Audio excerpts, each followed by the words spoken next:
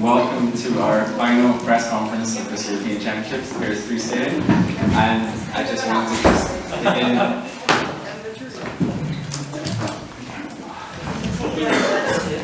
begin with, I mean, what a Saturday night. Congratulations to every single one of you, that was incredible. I don't think I've ever been in an audience like that before. Can we just have a round of applause actually for the medalists?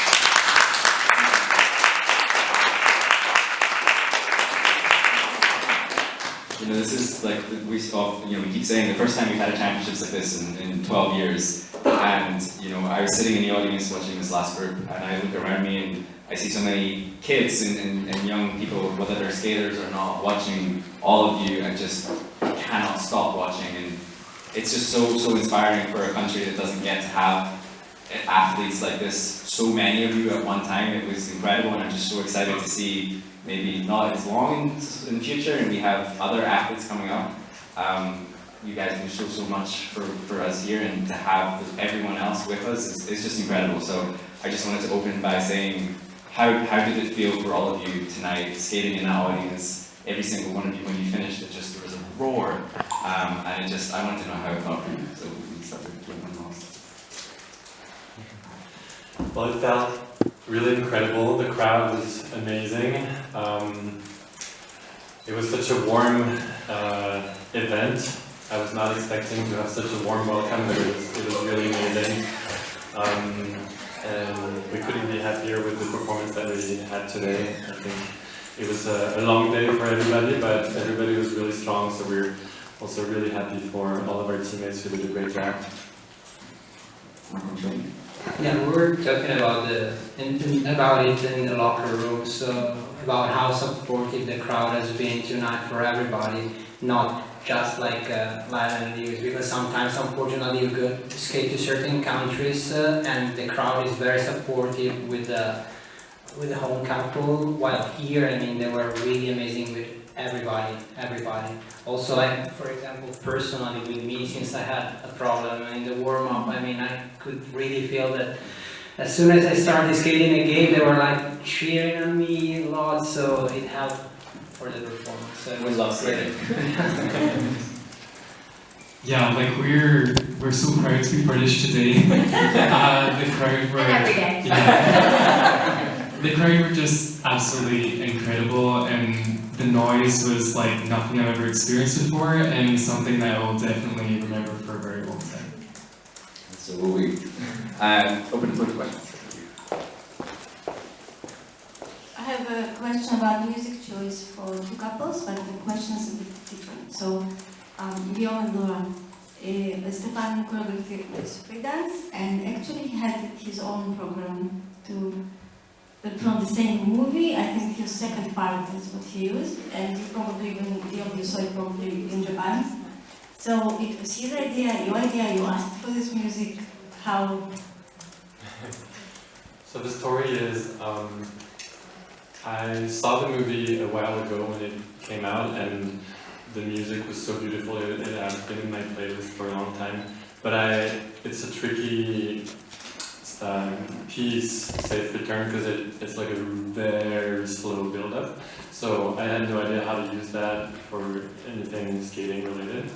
But then I saw Stefan skating to it, and every night when I watched him, it brought me to tears, and I was like, I have to skate to this one day.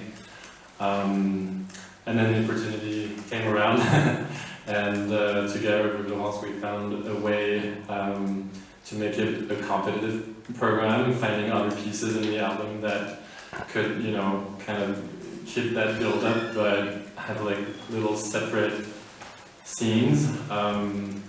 So yeah, when I introduced the music, I was really hoping that she would love it as much as I did, and she did instantly. So it was kind of a puzzle to put together, but I think we really took our time, and it was very interesting to kind of try and build that program. And yeah. And if I have to add on, at the very beginning of our partnership, we went to Switzerland to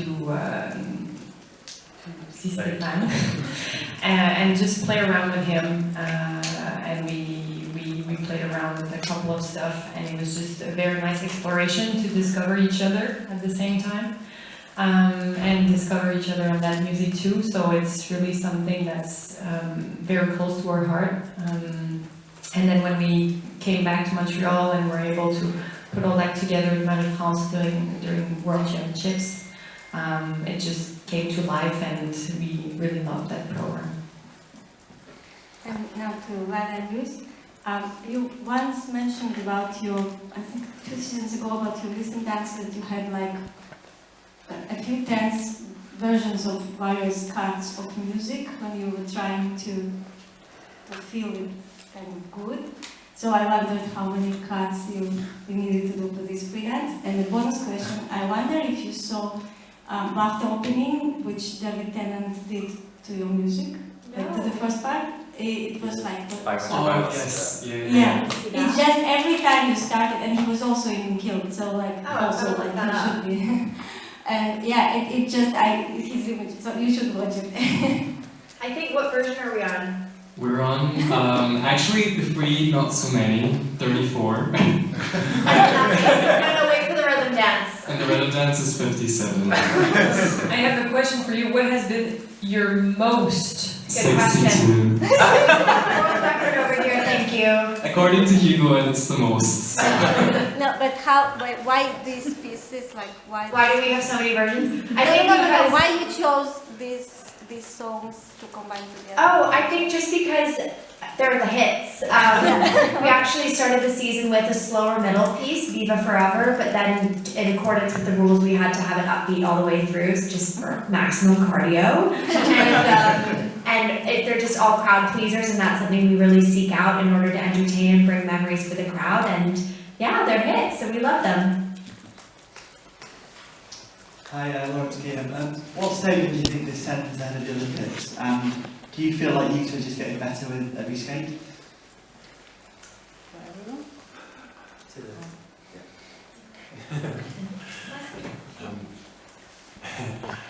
I had a little bit of trouble understanding your accent, I'm sorry. It's okay. What statement do you think this sends ahead of the Olympics? I'm gonna let the Olympic champion talk.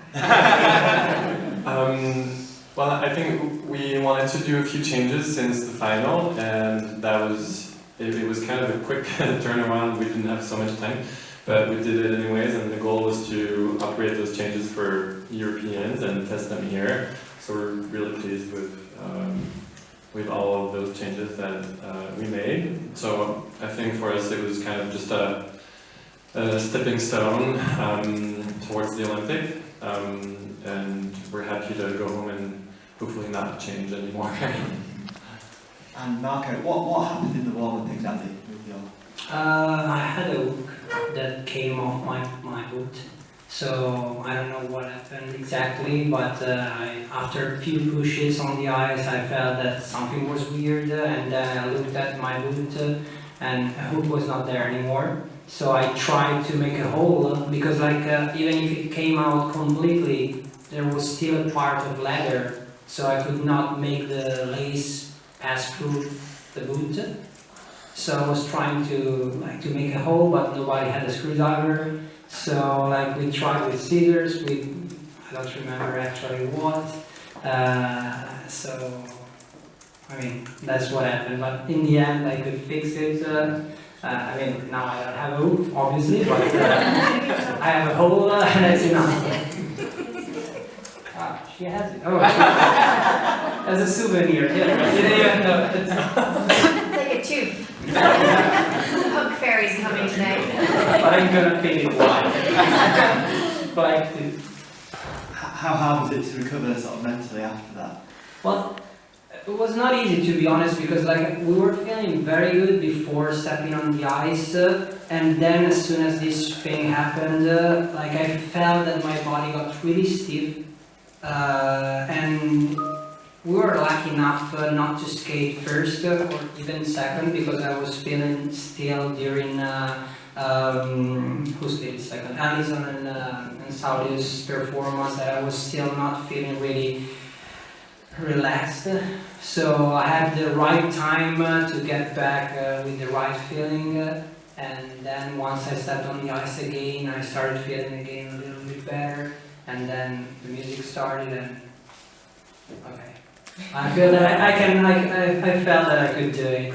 Then of course we were a little bit tired towards the end because it didn't help like the physical shape, but we managed to do everything pretty well. So. I have a question. It's less than 3 weeks before the team event for all three of you. What are your plans apart from practices? Will you have any days of full of rest? No vacation, I understand that, but some rest. Why not? And when are you actually coming to Italy? How many days will you spend there before the team event starts? I mean, that's not a question. Thank you. But anyway, we don't know exactly, we still don't know when we are going to the Olympic Village. It's crazy. Like, we are Italian, so we don't even know when we're going. So probably they have their flights, they know when they're coming to Italy, to the Olympic Village, but we still don't know that, so. I didn't book anything, no. We fly on the 31st of January, so we have a few days of practice before the team event. What was the other part of the question? Will you... Oh, time off. Yeah, time off. Well, we get our Olympic kit on Monday, so we have the day here where we get our kit and try it all on, so that will be a really fun day off, and then a travel day after that, and then ease into getting back to work. And then weekends, you know, those are great. We're leaving on Monday after the gala and coming back home, and then we'll take a day off in order just to recover and reset for the upcoming weeks. And then we're going to fly to the Olympic Village on the 31st. We're going to look at that plan with the coaches and with the physiologists to make sure that there's enough recovery in between the team event and the individual event. That is pretty close, and I think a lot of athletes are going to look into that. So Marco, 31st of January, they're coming. So maybe we'll move to the Olympic Village on the 31st of January. Just go to the airport and Yeah. feel like you're going somewhere. Yeah. Thank you. Question for Lilah and Lewis. Obviously, the second element in your routine didn't go right and lost timing. What was going through your head when that happened, and how did you manage to focus yourselves to get back and complete the routine and do it so well that you got on the podium? Yeah, I think in the moment, in my head was, oh, that's not ideal. And just knowing like it's very costly, but we have so much experience, you know, in training and in competition where these things do happen. And a skill that we have to train mentally is being able to refocus and be present, because otherwise the mistake can follow you for the whole program and detract from the rest of it. So for us, I was really proud we recovered quickly, got straight back into the next element, because those are points right there. And also let in the joy and the fun, because we didn't want to miss the experience of having this home crowd just because we made a mistake. And I'm really proud that we did that. Question to Charlene and Marco. You were super emotional after your skate. I think saw some tears. Maybe tell us, what did this great success here mean for you after the difficult season you've had? Yeah, I mean, I think you said it. I mean, the beginning of the season was not great for us, to be honest. We were quite disappointed by the scores we got at the beginning of the season. Of course, we knew that we planned to start the season a little later, so we knew that we were not like in perfect shape at the beginning of the season, but still like getting certain scores hurt a little bit, I have to be honest, because we felt like, okay, we cannot skate anymore, we cannot do the things we used to till last season anymore. So getting back from that beginning of the season and going home now with these performances is something we're really proud. I cannot talk anymore, sorry, proud of. Yeah, this evening we felt very good on the ice. I mean, we felt a lot of tension just before, so after when we went on the ice, we just try to follow the music, skating with our hearts, and just enjoy the moment. And we did it because for us it's very important to feel all emotions also during the competition. I mean, otherwise it's just stressful and just this, and it's not like we wanted to. So this night we skate well, we enjoy it, and I mean, at the end we are tired, but we are very proud of how we did, and I'm so proud of Marco because I mean, when I saw her face during the warm-up, I said, oh my gosh, and now what happened? So I was terrified, but I mean, he ran very well, so I'm so proud of him. I have a question for all of you.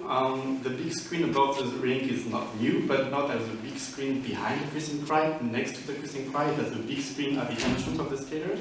So if you ever want to do during a program, you can watch yourself crossing your arms and turning your head. Can it be distracting? Yeah, actually it was really weird. I saw that too. I was like, oh, do we need that right there? Yeah. The last choreo that we do, like we're just like kind of, and we have a moment there, and it's like a few seconds. I was like, oh, well, here we are. And I don't know, it just kind of like. I don't know, it was so much in my bubble that I didn't see. It just crossed my mind, you know what I mean? I just saw it. I was like, oh, well, here we are. It wasn't like that distracting, but I just kind of noticed it. It's definitely new. I didn't notice it during the program, but when I was skating around when they were getting their scores, I just saw like, I was like, I'm cringing so hard right now, we don't need to run that back. But yeah, I think it's fun for the public and it makes it more like other sports and more spectacular. Oh, to be honest, it didn't bother me because I was so focused on the performance that on my skate, on our skate, that I didn't really like pay attention to the screen. So. I have a question to Charlene and Marco. Correct me if I'm wrong, I think the Olympics are at your home. I'm sorry. I was looking for that. Can you repeat again? Because I was looking for you. If I'm not mistaken, the Olympics are at your home rink. So where are you going to practice till the Olympics? We are skating, like, actually the rink where we skate usually closed already like on the 15th of December. So after that we moved to Bergamo, so like a city quite close to Milan, because otherwise we wouldn't have been able to skate anymore until Europeans and the Olympics, which is not ideal, as you can imagine. So yeah, I mean, we will stay in Bergamo again the next 2 weeks and a half, and then we will move to the Olympic Village. A question to all skiers. I presume you've been sacrificing many things, restricting yourself for the preparation. So what's the first thing you want to do after the games?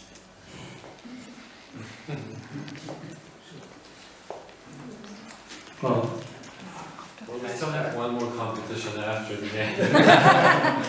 But after Worlds, I'd like to take vacation eventually. Yeah, agreed, vacation would be lovely. Yeah, I just wanted to say one thing. Of course, vacations is the first thing that comes to my mind.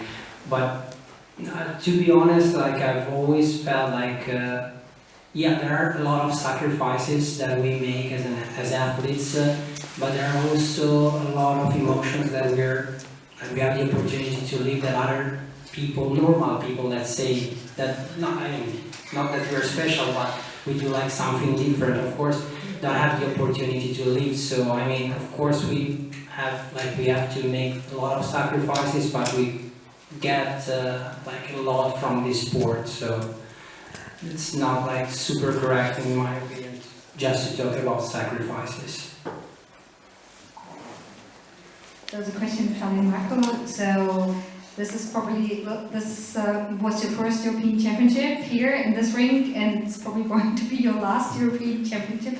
So what was the emotion at the end when you knew that when you finished your performance on this same ice where you started 14 years ago? Wow. It's been special because, like, you know, you have the possibility to like to watch back to your path, to your evolution, and you know, sometimes in life you close circles, and that was like that moment. So it's really nice to think back, not just to the first European Championship we competed at, but also to all the other European Championships we competed in. So it's been like very nice and sweet. So I've got a couple of questions. First of all, for Lilah and Laurence. So you've done the whole of Great Britain proud these past 2 days. What was it like starting your performance tonight with that huge just wall of deafening noise in the arena tonight with everybody cheering for you? Oh my god. It was like an out-of-body experience, but we need to be in our bodies to skate. So I was like, okay, focus, girl. And then some guy screamed something really loud right when we were in our start pose. Great Britain. Yeah, go Great Britain! And then, so I'm just kind of, it's that balance between focus, but then also it's very loud and you can feel it. And I had like goosebumps when I was skating. So it's just this like electricity and something that was very magical about that. And then obviously a lot of emotion comes with that too, which we were able to really let in at the end of the program. And for Laurence and Guillaume, both of you returning to European Championships after a few years, what was it like returning and sharing this experience together? It was very unique. I think my last Europeans was in 2018 and your last Europeans were in 22. 2020. 2020. So just being here after all the things all the path and the journey that we've been on with the support that we have, it just makes us realize how much support we have, and just to be here and experience this today means the whole world to us, and experiencing it together as best friends is just very amazing.